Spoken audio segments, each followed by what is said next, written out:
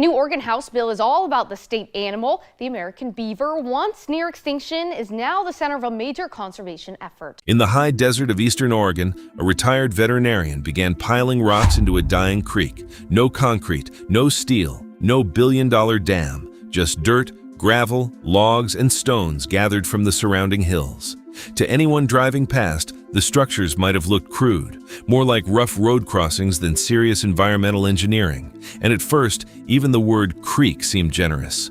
For most of the year, Camp Creek was little more than a scar cut into the earth, a dry gully where spring snowmelt appeared briefly, rushed away, and vanished. But Scott Campbell believed the land was trying to tell a forgotten story. He believed the valley had not always been this dry.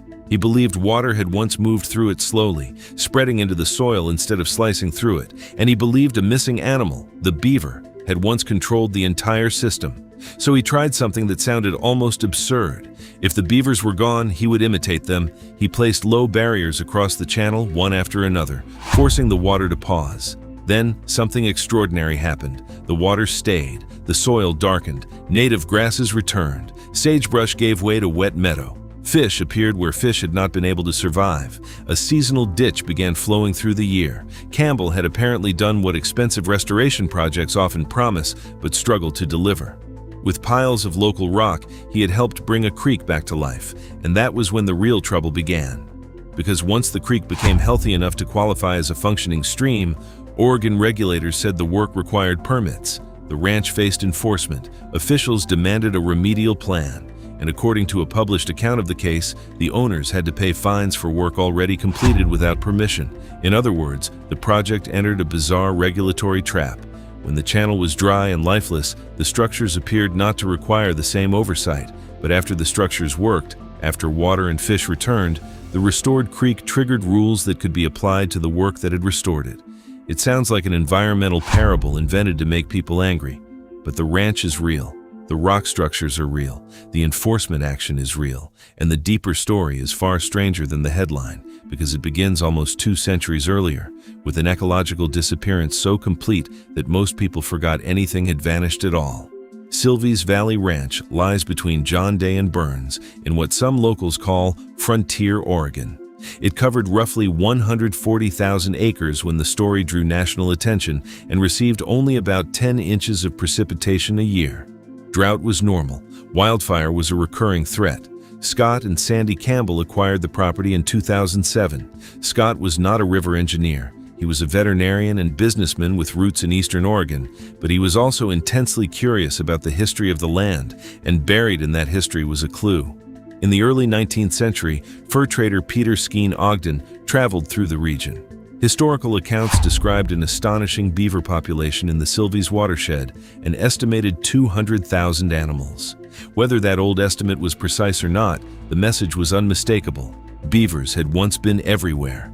That matters because a beaver is an ecosystem engineer. Its dams slow water and spread it sideways. Sediment settles, ponds form, and water seeps into the floodplain. Wetlands expand. Willows grow. Fish find refuge. Water that once raced away can remain for weeks or months. Then the fur trade swept through the American West. Trappers removed beavers by the thousands. Their dams broke apart. Ponds drained. Without constant repair, water cut into the soft sediment that generations of beavers had accumulated. Streams became narrower, faster, and deeper. Instead of spilling over their banks and feeding broad, wet meadows, they carved trenches into the valley floor. River scientists call this incision. Imagine a shallow stream flowing across a wet sponge. Now cut a deep groove through that sponge. Water collects in the groove and escapes. The surface dries. Plant communities change. Roots disappear. Banks erode. The channel cuts deeper still. It becomes a feedback loop, and once it starts, an entire valley can quietly lose its ability to hold water.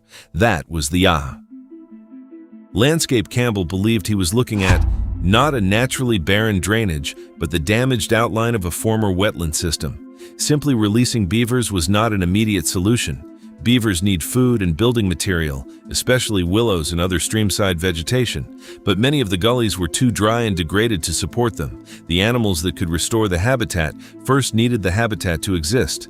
So Campbell tried to build the missing first step. His artificial beaver dams were low structures made from local rock, gravel, soil, and sometimes wood. They were not designed to create giant reservoirs. They did not stop the water completely. Water could pass through and over them. Their purpose was gentler: slow the flow, catch sediment, reduce erosion, and give moisture time to move from the channel into the surrounding ground.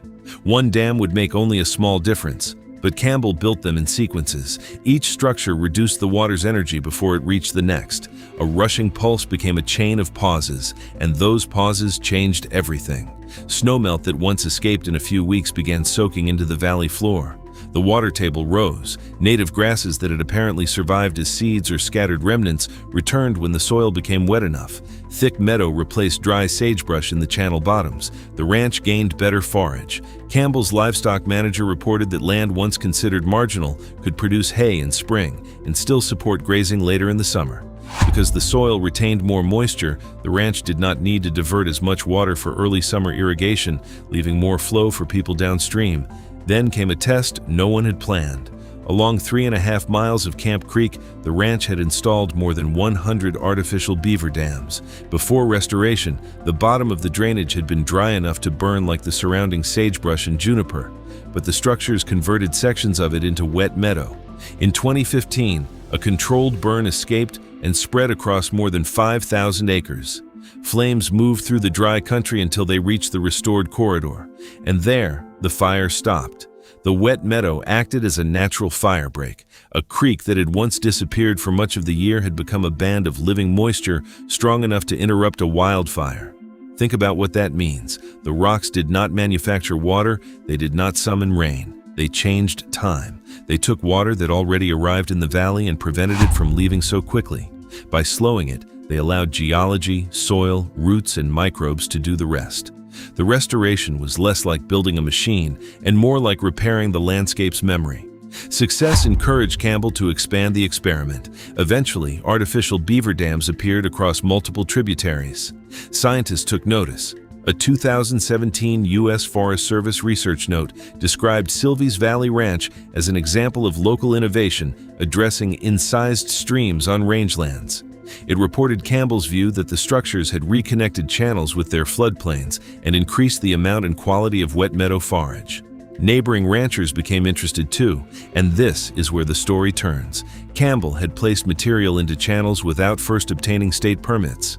Normally, putting rock, gravel, dirt, or wood into a waterway can trigger environmental review, and there are good reasons for that.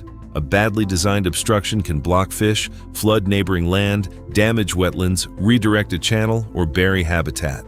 Calling something restoration does not guarantee that it is harmless, but the Silvies system presented an unusual jurisdictional puzzle. The ranch sits near the northern edge of the Great Basin, where water drains internally rather than reaching the ocean. The relevant waterways were treated as waters of Oregon, placing the state's Department of State Lands at the center of the permitting issue, rather than relying solely on the familiar federal system. When the first structures were installed, Camp Creek was not a normal year-round stream. Published reporting described it as a desert gully that flowed briefly with snowmelt and could not support fish through the year. The guidance available to landowners focused on work in perennial streams or intermittent streams containing anadromous fish, species such as salmon that travel between rivers and the sea. Camp Creek did not reach the sea, it did not contain salmon, and before the project, it did not flow all year. After the project, it did.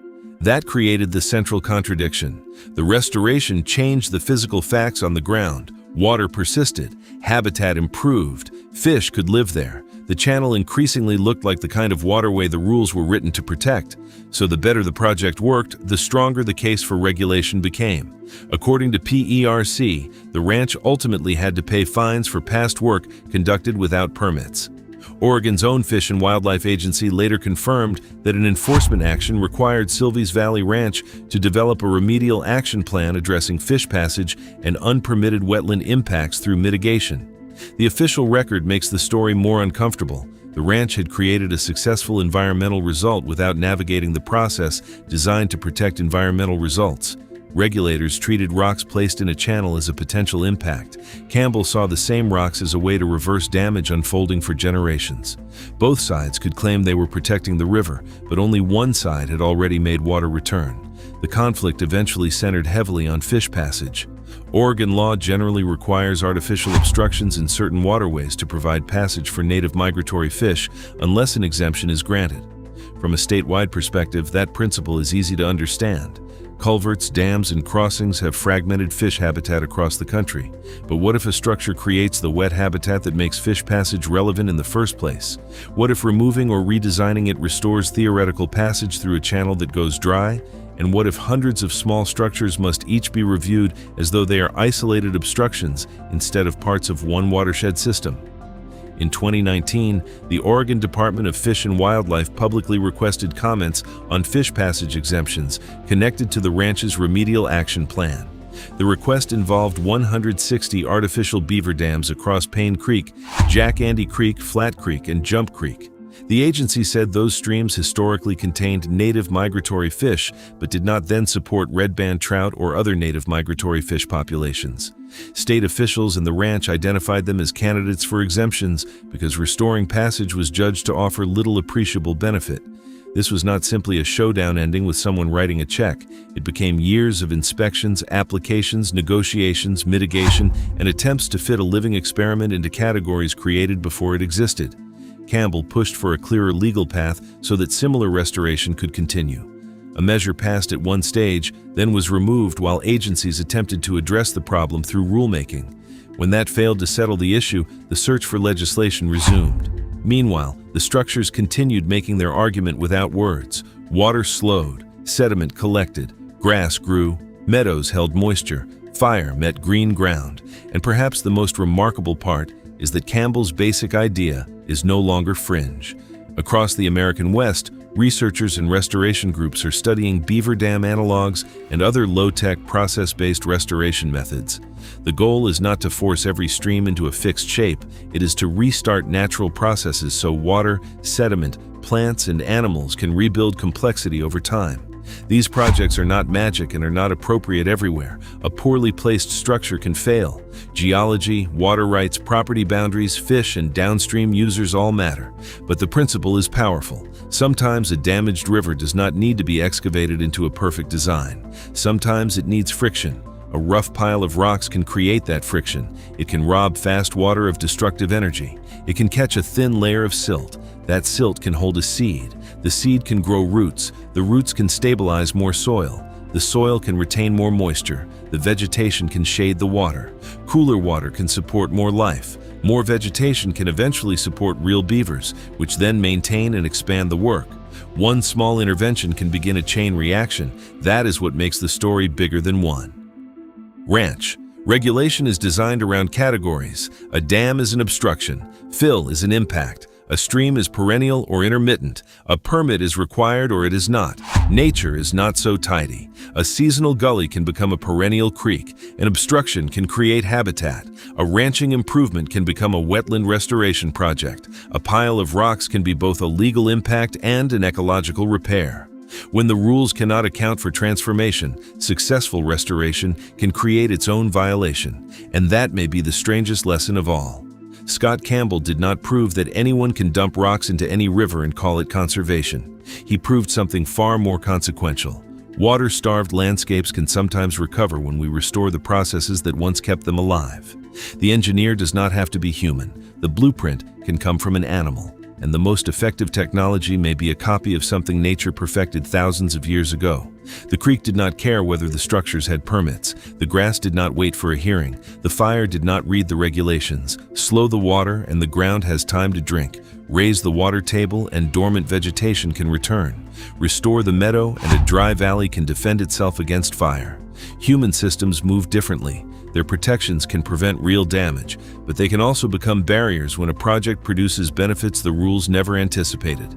The challenge is not to choose between conservation and regulation. It is to build regulation intelligent enough to recognize conservation when it sees it, and careful enough to distinguish genuine restoration from a convenient excuse. Today, the green ribbons running through Silvies Valley can make the answer look obvious, but obvious answers often become obvious only after someone risks being first. Campbell looked at a dry scar and imagined a creek. He looked at rocks and imagined beavers. He looked at spring runoff and saw water that was not scarce, merely impatient. Then he made it wait. The The rocks did not heal the river alone. They gave the river enough time to begin healing itself, and when that healing succeeded, it collided with a system that had no simple box for what had happened. That is why this story continues to spread. It is not just about a rancher battling regulators, it is about the moment when paperwork meets reality, and reality refuses to stay inside the definition it was given. A dry ditch became flowing water.